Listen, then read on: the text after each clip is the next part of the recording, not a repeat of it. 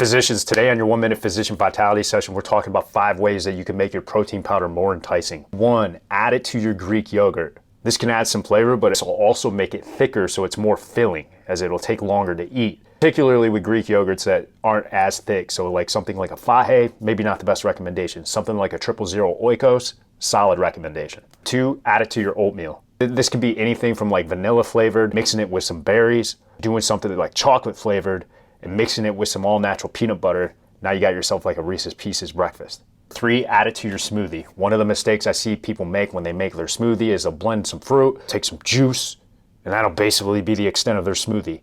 Scratch the juice, keep the fruit, add some frozen vegetables, put some healthy fats in there, like all-natural peanut butter or avocado, add a scoop or 2 of whey or casein or a blend of the 2 proteins together into that smoothie.